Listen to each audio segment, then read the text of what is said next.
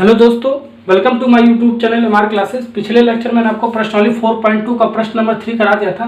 तो इस लेक्चर में आपको प्रश्न नंबर 4 से कराऊंगा। तो प्रश्न नंबर चौथा आपका क्या है, दो क्रमागत धनात्मक पूर्णांक ज्ञात कीजिए जिनके वर्गों का योग 365 है। ठीक है, वर्गों का योग 365 दे रखा है। ठीक है, मैंने आपको क्या बताया था दीर्घात समीकरण के सॉल्व करने के लिए। अब वो जो आपको समस्या के बेस्ड पर प्रॉब्लम दे रखा है। ठीक है, तो सबसे पहले समस्या को पढ़ते हैं। पढ़ने के बाद क्या करता है, जो आपका लास्ट में पूछा होता है, ठीक है, उससे हम x के रूप में, y के रूप में या z के रूप में, ठीक, कोई भी चर राशि के फॉर्म में हम मान लेते हैं और दूसरा हम क्वेश्चन के हिसाब से चलते हैं। ठीक है ना। तो हमारा दो क्रमागत धनात्मक पूर्णांक कह रहा है। ठीक है, सबसे पहले दो क्रमागत धनात्मक पूर्णांक कह रहे हैं तो पहला हम मान लेते हैं x, यानी कि पहला क्रमागत धनात्मक पूर्णांक x। अब दो क्रमागत धनात्मक पूर्णांक होता क्या है, मैं आपको यहाँ पर बता दे रहा हूँ। देखो, दो क्रमागत का मतलब क्या होगा, दो संख्या क्रम से मतलब उसके बाद। ठीक है ना। अब धनात्मक पूर्णांक का क्या मतलब हो गया, प्लस वाला हमें लेना है, यानी मान लो प्लस वाला संख्या लेना है। ठीक, मानो एक ले रहे हो, दो ले रहे हो, तीन ले रहे हो, चार ले रहे हो, लेंगे। ठीक है ना। -1, -2, -3 नहीं ले सकते हैं। ठीक है, हमें माइनस नहीं ले, हमें धनात्मक लेना है। ठीक है, मान लो ये चल लो, पहला हमने मान लिया धनात्मक पूर्णांक 1। ठीक है, पहला हमने मान लिया 1 फर्स्ट। ठीक है, और सेकंड यानी दूसरा हम मान लेते हैं क्रमागत जिसका धनात्मक पूर्णांक कितना हो जाएगा आपका 1 + 1, 1 जुड़ जाएगा। ठीक है ना। ओके, 1 + 1 अगर 5 मानोगे, ठीक, तो 5 में 1 जुड़ जाएगा, 5 + 1 यानी 6 हो जाएगा। 10 मानोगे, पहला क्रमागत धनात्मक पूर्णांक 10 मानोगे तो इसमें 1 जोड़ना पड़ेगा, 10 + 1 तो आपका दूसरा क्रमागत धनात्मक पूर्णांक हो जाएगा। ऐसे हम x के फॉर्म में मानेंगे पहला वाला, तो दूसरा वाला आपका क्या हो जाएगा, x + 1 आ जाएगा। ठीक है ना। अगर z मानोगे तो पहले z मानोगे, दूसरा क्या आएगा, z + 1 आ जाएगा। ठीक है, ये आपका क्रमागत का मतलब होता है। ठीक, क्रम से उसके बाद वाली जो संख्या है, जैसे 1 के बाद 2 आता है, 2 के बाद 3 आता है, 3 के बाद 4 आता है। ठीक है, वो वाली संख्या होगी दो क्रमागत का मतलब। ठीक है ना, ये आपको समझ में आ गया होगा। अब मैं आप मान लेता हूँ पहला क्रमागत धनात्मक पूर्णांक x और दूसरा हम मान लेते हैं x + 1। ठीक है, अब हम प्रश्नानुसार चलेंगे। देखो क्वेश्चन में क्या कर रहा है, अब हम प्रश्नानुसार चलेंगे। तो प्रश्नानुसार आपका क्वेश्चन में क्या कर रहा है, जिनके वर्गों का योग 365 है। ठीक है, किसके वर्गों का योग, दो क्रमागत धनात्मक पूर्णांक के वर्गों का योग 365 है। इसका मतलब ये है। ठीक है, तो हमने पहला क्रमागत धनात्मक पूर्णांक हमने x माना। ठीक है, वर्ग है कह रहा है तो हम वर्ग कर देंगे, घन करते तो हम इसका घन करते हैं, क्यूब करते हैं। ठीक है, फिर उसके बाद क्या करा, वर्ग को योग यहाँ प्लस कर देंगे। ठीक है, योग का मतलब होता है प्लस। अब दूसरा क्रमागत धनात्मक पूर्णांक हमने क्या माना, x + 1, और वर्ग कह रहा है तो इसका हम वर्ग कर देंगे, बराबर 365 का दे रखा है। ये आपका प्रश्नानुसार क्वेश्चन में कह रहा है। ठीक है, देखो ये तो कह रहा था जिनके वर्गों का योग 365 है, यानी कि दो क्रमागत धनात्मक पूर्णांकों का योग कितना है, 365 है। तो पहला क्रमागत धनात्मक पूर्णांक हमने x माना तो इसको हमने वर्ग कर दिया, वर्ग कह रहा है ना, फिर प्लस साइन लगाएंगे क्योंकि योग करेगा, जो अंतर कहता है तो हम माइनस साइन लगाते हैं यहाँ पर। ठीक है, फिर दूसरा हमारा क्या था, दूसरा क्रमागत धनात्मक पूर्णांक हमने x + 1 माना तो x + 1 का वर्ग करा तो हम वर्ग कर देंगे। ठीक है, यहाँ से आपका सॉल्व करोगे तो आपका दीर्घात समीकरण बन जाएगा। तो सॉल्व करो, ये आपका x² हो जाएगा प्लस ये आपका a² + b² में टूट जाएगा। देखो a + b का होल स्क्वायर होता है ना आपका, a + b का होल स्क्वायर बराबर a² + b² + 2ab होता है। इस वाले फॉर्म में फार्मूले में रख दो। ठीक है, तो x के स्थान पे क्या है, a आपका, x के स्थान पे आपका क्या है, a है। ठीक है, यानी कि x² प्लस b के स्थान पे क्या है, 1 है, 1 का स्क्वायर प्लस 2, a के स्थान पे क्या है, x है, b के स्थान पे 1 है। तो इसके स्थान पे x + 1 के स्थान पे हम क्या लिख सकते हैं, देखो x + 1 का होल स्क्वायर का स्थान पे ये लिख सकते हो, यानी कि x² + 1 का स्क्वायर प्लस 2 × x × 1 बराबर 365। इस वाले फार्मूला हमें लग जाए, a + b का होल स्क्वायर बराबर वो फार्मूला होता है आपका। तो a के स्थान पे x है और b के स्थान पे आपका 1 है, बराबर होल स्क्वायर है तो हमने होल स्क्वायर लगा दिया। अब इसके स्थान पे हमने ये लिख दिया। ठीक है, बराबर 365 के था आपका। अब देखो ये x² 2x² हो गया आपका।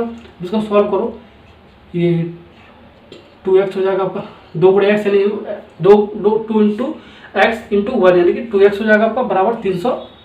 ये आपका क्या है, गलत हो गया क्या।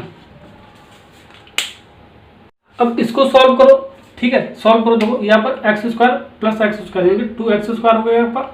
ठीक है, प्लस 1 का स्क्वायर यानी कि 1 प्लस ये 2x हो गया आपका, ये बराबर 365। अब हमारा ये दीर्घात समीकरण अभी ये नहीं बना है। ठीक है, इसको हम दीर्घात समीकरण में बनाएंगे। कैसे बनाएंगे, देखो इस जनरल फॉर्म क्या है, ax² + bx + c = 0, ये आपका जनरल फॉर्म होता है। इस फॉर्म में हमें बनाना है जहाँ पर आपका abc क्या वास्तविक संख्या है, a बराबर आपका 0 नहीं होना चाहिए, ये बराबर 0 हो जाएगा तो आपका द्विघात समीकरण नहीं होगा, आपका वो क्या हो जाएगा, वो होगा आपका रैखिक समीकरण में कन्वर्ट हो जाएगा। ठीक है ना। अब हमें इस फॉर्म में बनाना है तो कैसे बनाओगे, एक्स स्क्वायर वाला, तो एक्स स्क्वायर वाला हमारा सबसे पहले लिखेंगे।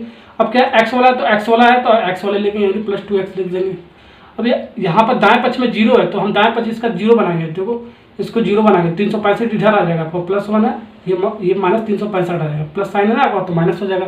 सॉल्व करो, 2x² प्लस 2x, ठीक है, ये आपको माइनस 364 रहेगा, माइनस 365 में से एक घटाओगे तो आपका क्या आ जाएगा, माइनस आएगा आपका। ठीक है, बराबर 0।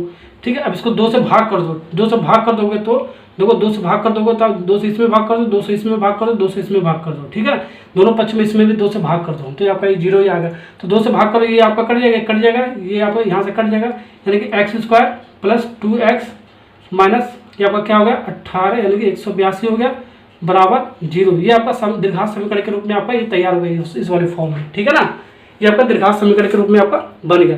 अब इस दीर्घात समीकरण को हम सॉल्व करेंगे, x का मान निकालेंगे गुणनखंड विधि से, इसमें हम पुट कर देंगे। चलो इसको सॉल्व करते हैं। अब ये जो आपका दीर्घात समीकरण है x² प्लस x माइनस 182, इसको हम सॉल्व करते हैं। ठीक, गुणनखंड विधि से x का मान निकालते हैं। तो मैंने आपको प्रोसेस क्या बता रखा है, जो भी आपका x का गुणांक होता है, ठीक है, उसको हम ब्रैकेट में लिख लेते हैं। x का गुणांक कुछ नहीं लिखा है, सॉरी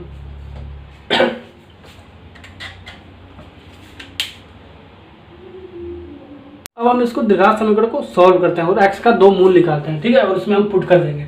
तो मैंने रूल क्या बता रखा आपका गुणनखंड विधि से, सबसे पहले ऐसे लिख लेते हैं इसको, x² प्लस ये आपका क्या है 1x माइनस 182, जो आपका x का जो गुणांक होता है, ठीक है, हम उसको ब्रैकेट में +1 के साइन के साथ लिखते हैं। ठीक है, यानी कि इसमें क्या है, x का गुणांक क्या कुछ नहीं लिखा है, यानी कि x का गुणांक आपका 1 हो जाएगा। ठीक है, वही 1 हम ब्रैकेट में लिख देंगे, यानी +1। ठीक है, इसको गुणा करोगे तो आपका इतना ही आएगा। ठीक है, या तो इसको ऐसे लिख लो या तो ऐसे लिख लो, बात आपका एक ही है। ठीक है ना, इसको मैंने ब्रैकेट जो भी आपका x का गुणांक होगा उसको हम ब्रैकेट में लेंगे प्लस साइन के साथ। ठीक है ना, ओके।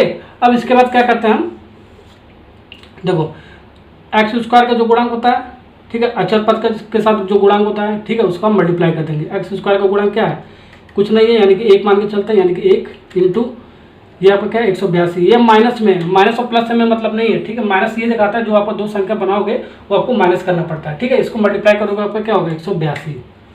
ठीक है, ये माइनस है प्लस है, इससे हमें मतलब नहीं है। ठीक है, अब 182 हमारा संख्या मिल गया। अब 182 संख्या हमारा मिलेगा 2 संख्या में हमें कन्वर्ट करना है। ठीक है, 2 संख्या में ऐसे बनाना है जो गुणा करने पर आपका 182 आए, जोड़ने या घटाने पर दोनों संख्याओं का +1 आना चाहिए। ठीक है, ये आपका माइनस साइन दिखा रहा है, यानी कि घटाने पर आपका दोनों संख्याओं आपका +1 आना चाहिए। ठीक है ना, और मल्टीप्लाई करने पर 182 आना चाहिए। तो 182 का हम सबसे पहले इसका अभाज्य गुणनखंड निकालते हैं। तो अभाज्य गुणनखंड निकालो, 2 से जाएगा, 2 9 18, 2 1 2, फिर 7 से 7 3 7 7 3 21, फिर 13 से एक बार में, यानी कि 182 का इसका क्या हो जाएगा अभाज्य गुण, 2 गुणे 7 गुणे 13। ये आपका संख्या कितना आ रहा है, 3 संख्या आ रहा है। देखो, ठीक है, 2 1 2 3 संख्या में 2 संख्या में कन्वर्ट करना है। ठीक है, तो 2 संख्या में कैसे कन्वर्ट करोगे, देखो कैसे कन्वर्ट करोगे, 7 गुणे 2 यानी कि 14 गुणे 13 करो तो 182 आएगा। और इन दोनों संख्याओं को घटाओगे तो आपका क्या आएगा, देखो 14 माइनस 13 को घटाओगे तो आपका 1 आएगा, +1 आएगा। वही +1 का स्थान पर हम 14 माइनस 13 करेंगे और जोड़ोगे तो आपका इतना नहीं है, आपका कितना आ जाएगा, जोड़ोगे तो आपका 27 आ जाएगा। ठीक है ना, लेकिन हमें घटाकर 1 मिलाना है। ठीक है, ये आपको माइनस साइन आपको दोनों संख्याओं को घटाने का शो करता है। ठीक है ना, अब हम 1 के स्थान पे 14 माइनस 13 लिख देंगे यहाँ पर। ठीक है ना, ये वाला प्रोसेस मैंने आपको, बहुत इंपॉर्टेंट चीज़ है आपको। ठीक है, ये चीज़ आपको आना चाहिए। ठीक है, ये ऐसे करोगे तो कभी आपका गुणनखंड विधि से गलत नहीं हो सकता है। ठीक है, अब इसको हम देखो लिख लेते हैं। सबसे पहले x² तो x² लिख लेते हैं, +1 के स्थान पर हमारे ब्रैकेट में जो है आपका 14 माइनस 13 लिख देते हैं, x माइनस 182 बराबर 0। फिर इसको तोड़ के लिखते हैं, x² 14x minus 13x minus 182 बराबर 0। ठीक है, इस फॉर्म में मैंने लिख दिया। या तो इसको ऐसे लिख दो या तो ऐसे लिख दो। बाहर देखिए, देखो x² प्लस 14x में से माइनस 13x हो जाएगा तो आपका कितना +x बचेगा माइनस 182। ये वाला फॉर्म आपका एक ही होता है। ठीक है, बस हम कॉमन निकालने के लिए प्रोसेस करते हैं। ठीक है, हम कॉमन निकाल लेते हैं इसमें। ठीक है, 2 को अलग कर दो, ये वाला पार्ट अलग कर दो और यहाँ से ये वाला पार्ट अलग कर दो। ठीक है ना, अब देखो इसमें से x आपका कॉमन हो जाएगा, तो x कॉमन हो गया, एक्स स्क्वायर में x कॉमन ले लोगे तो आपका एक x कट जाएगा, यानी कि प्लस x बचेगा। इसमें से कॉमन ले लो तो आपका x आपका कट जाएगा, यानी कि प्लस 14 बचेगा आपका। अब इसमें से हमें ऐसा कॉमन लेना है, ठीक है ना, जो आपका x प्लस 14 बचे, ठीक है, लास्ट में। तो इसमें -13 हम कॉमन ले लेते हैं, तो -13 कॉमन लोगे तो आपका प्लस x बचेगा। देखो ये आपका प्लस x है ना, आप यहाँ पर देखो -13x में से हमने -13 कॉमन ले लिया, तो ये कट गया, आपका प्लस x बचा रहा है, ये हमने प्लस x ब्रैकेट में लिख दिया, ठीक है ना। ओके, ऐसे ही कॉमन लेना आना चाहिए आपको, ठीक है।